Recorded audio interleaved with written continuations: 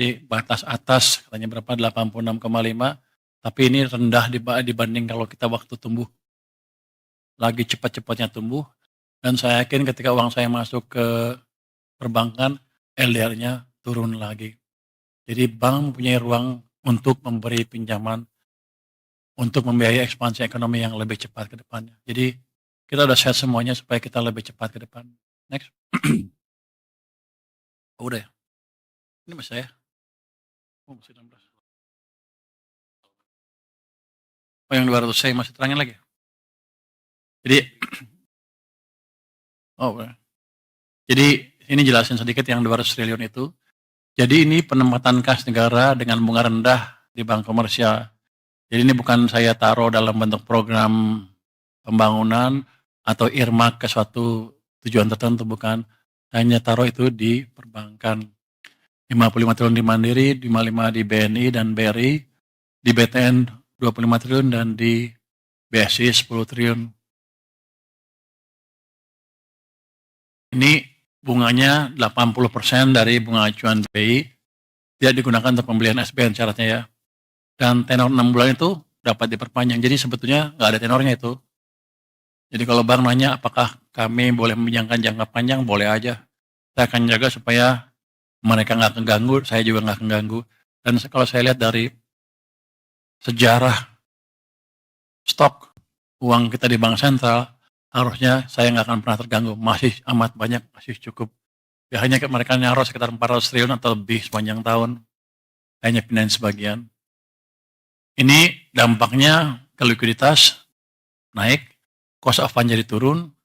Si Pak Hotman Paris ya, protes sama saya katanya. Waktu dia memperpanjang depositonya, bunga jadi turun. Dia jadi rugi katanya. Emang itu tujuan saya.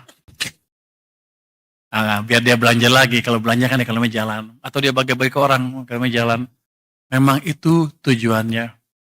Jadi itu merupakan konfirmasi bahwa kebijakan kita mulai jalan.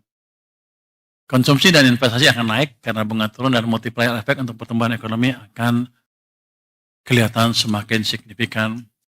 Ini juga kedepannya akan kita sinergikan dengan fiskal moneter. BI sudah menurunkan 25 basis. Itu tujuannya sama untuk membantu likuiditas di sistem perbankan supaya bunga turun, supaya ekonomi jalan. Jadi mereka juga sekarang pro growth.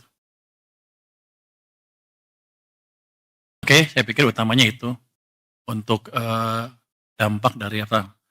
Manfaat dari penempatan dana yang 200 triliun itu. Next.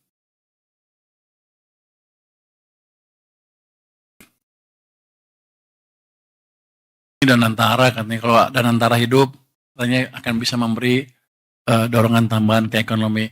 Yang di bawah kiri adalah kontributor investor terhadap investasi. Kita harapkan nanti di tahun 2026 investasi mencapai 7.450, di mana swasta 6.200, BUMN dan antara 720, dan pemerintah 530.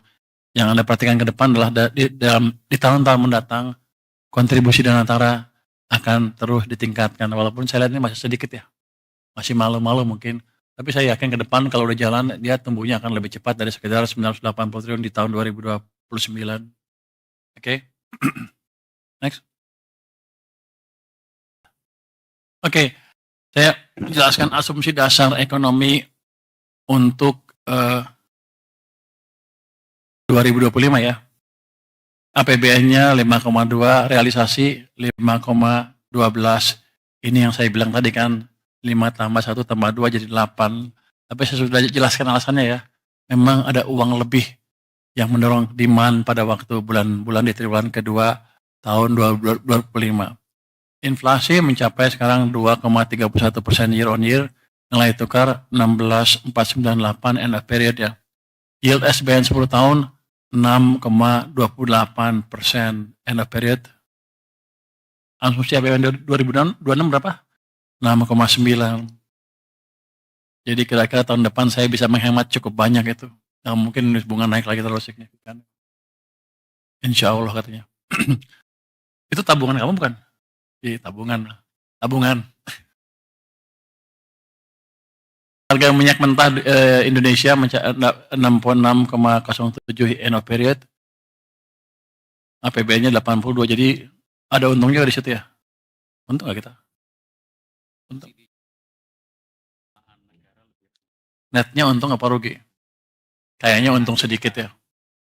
Ya, untung sedikit artinya apa? Anggaran apa APBN kita akan lebih bagus. Itu untung sedikit harusnya kan?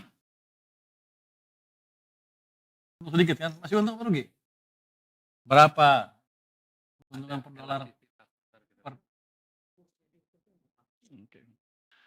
Oke, pakai untung lah pokoknya. Lifting minyak habis loh banyak. Banyak ngitungnya dia. Lifting minyak 575,4 di bawah asumsi. Ini emang sektor yang harus dihidupkan lagi ke depan. Ya, kalau cari cara bagaimana memberikan insentif ke investasi di perminyakan dan gas. Lifting gas juga